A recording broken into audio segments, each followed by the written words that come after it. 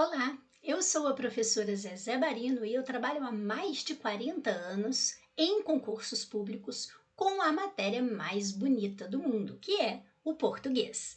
Bem, você viu que nós teremos concurso para a prefeitura da linda Capitólio, tá? Em Minas Gerais. Então, olha só, o que nós vamos observar aqui? Eu vou conversar um pouco com você sobre esse concurso e também vou fazer uma questão da banca IBGP para você. Então, veja só, esse concurso será organizado, pela banca IBGP, são 98 vagas, níveis alfabetizado, fundamental, médio, técnico e superior, vaga para todo mundo. A remuneração vai de 1.500 até 16.000. Inscrições 16 de setembro a 15 de outubro e as provas 1º de dezembro. Então veja que está pertinho, já está chegando e a gente precisa se preparar para esta prova. Bem, o que você vai observar? Eu coloquei aqui o programa para ensino médio técnico e para ensino superior e superior com especialização, porque ainda existe essa hipótese aqui de ser solicitada uma especialização.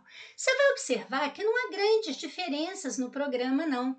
No programa para nível superior e superior com especialização, eles desmembram um pouco mais, colocam alguns aspectos aí dentro. Então, por exemplo, compreensão e interpretação do texto é o ato de você entender o texto e também de você fazer a leitura daquilo que está implícito, seja por meio de pressupostos subentendidos. Gêneros textuais. Então, você sabe, por exemplo, a diferença de uma notícia para uma reportagem? Mas sabe, ao ler, sabe identificar? E a tipologia textual? Você sabe, por exemplo, quando o texto é argumentativo ou expositivo? A variação linguística, lógico, eu posso ter num texto marcas de oralidade, de regionalismo, eu posso ter arcaísmos, neologismos, eu posso ter uma linguagem, o uso de um registro informal, um registro formal. Você conhece esses termos? Podemos aqui ter questões envolvendo discurso direto, indireto e indireto livre, um foco muito grande para coerência e coesão textuais. Coerência que acontece no nível do sentido e a coesão que acontece no nível da escrita desse texto. Estratégias argumentativas. Você já observou que às vezes você está lendo um texto e lá diz, segundo a Constituição Federal, de acordo com o diretor do gabinete tal. Isso daí é uma estratégia argumentativa chamada de argumento de autoridade, que é para poder respaldar o que está sendo dito. Então veja que existem várias estratégias, temos que conhecê-las. Em relação à morfologia, é pedido aqui processo de formação de palavras. Então, você sabe o que é uma derivação, uma composição? Classes de palavras, que são 10. Então, veja que aqui aparecem algumas classes. Então, temos substantivo, adjetivo, pronome, verbo, advérbio, preposição e conjunção. Só que a gente não tem que identificar ou flexionar apenas. Nós temos que saber empregar. Então, por exemplo, você sabe quando você usa o pronome este, esse e aquele? Você sabe quando você usa o pronome relativo cujo, o pronome relativo onde? Você conhece a colocação pronominal dos pronomes pessoais oblíquos átonos, que é a próclise, mesóclise e ênclise? O pronome fica antes do verbo, no meio do verbo ou depois do verbo? Veja que aparece aqui, dentro de verbo, muitos elementos importantes. Então, não é só saber conjugar o verbo, não. Temos que saber como esse verbo se relaciona com o outro, saber as vozes verbais. E quando se fala em sintaxe, nós temos o período simples. Então, você sabe a diferença de um objeto indireto para um complemento nominal e um adjunto de nominal, por exemplo? E o período, quando falamos das orações. Então, você sabe o que é uma oração subordinada a substantivo, objetiva, direta, reduzida de gerúndio? Parece que morde. Não, não morde. Você tem técnica para bater o olho e saber que tipo de oração que é, sem dificuldades. E a partir disso, claro, entra a concordância, a regência, crase e também pontuação. Quando chamamos de ortografia oficial não é apenas se a palavra se escreve com Z ou S. Nós temos aqui também o uso de parônimos e homônimos, como é o caso de ratificar, retificar, expressões que causam dificuldades, como o uso do porquê, o afim junto, o afim separado, e também o emprego do hífen no novo acordo ortográfico, que também é cobrado aqui em acentuação gráfica. Zezé, mas como que eu faço para estudar isso tudo? O programa é imenso. Pois é. Observe esta questão aqui, que eu selecionei de 2023 do Poder Executivo Belo Horizonte, Fiscal de Controle Urbanístico e Ambiental. A questão diz assim: a expressão em pauta empregada no título do texto perde o seu sentido contextual se for substituída por qual termo? Cuidado, sempre que falamos em buscar o sentido de uma palavra, é necessário que se olhe o contexto. O que é contexto? Contexto é a situação na qual se insere. Então, um dos erros mais sérios que as pessoas cometem aqui é virar e falar o seguinte: nem precisa de voltar lá no texto, né? É só eu olhar qual que é o sentido de em pauta e marcar aqui embaixo. Cuidado!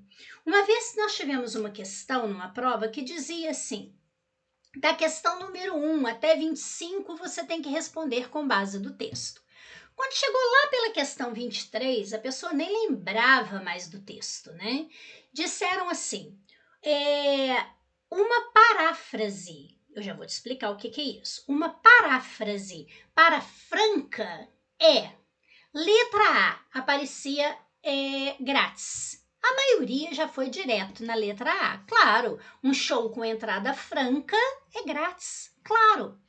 Só que primeiro foi pedido uma paráfrase. Paráfrase é você dizer a mesma coisa em outras palavras. Sinônimo são sentidos semelhantes, certo? E lá no texto dizia que aquela mulher, ela era muito admirada porque ela tinha atitude franca.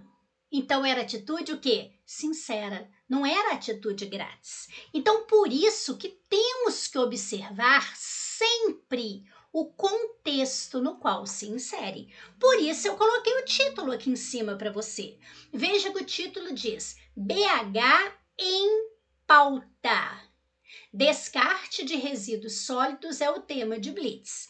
O que se quer dizer com BH em pauta? Isso quer dizer em destaque, como ponto principal. Então é claro que, neste caso, eu poderia usar em destaque. Mas tome cuidado com o enunciado. A gente costuma cair muito nisso daqui. Aqui está dizendo que perde o seu sentido contextual.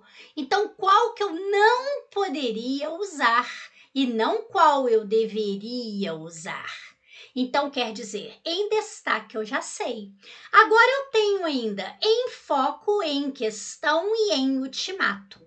Bem, quando eu falo em foco, né, eu já disse para você que é essa ideia do ponto principal, do ponto em destaque. Então, em pauta quer dizer em foco, em destaque. Agora, e em questão? Pois é, muita gente pensa assim, isso foi colocado em questão lá na empresa. Então quer dizer que se abre o quê? Uma discórdia, uma disputa, uma divergência dos elementos, não é? Mas cuidado, em questão pode ser colocar BH em questão, quer dizer, BH colocado como um assunto, como a tese, como um elemento importante, portanto, em destaque. Então, veja, em questão, embora tenha outros sentidos, no contexto, ou seja, no título, pode ser usado. Agora, em ultimato, não. Ultimato é um aviso, uma advertência, uma ameaça. Eu vou dar um ultimato para aquele funcionário. Quer dizer, é uma ameaça, é um aviso, é uma advertência. Notou?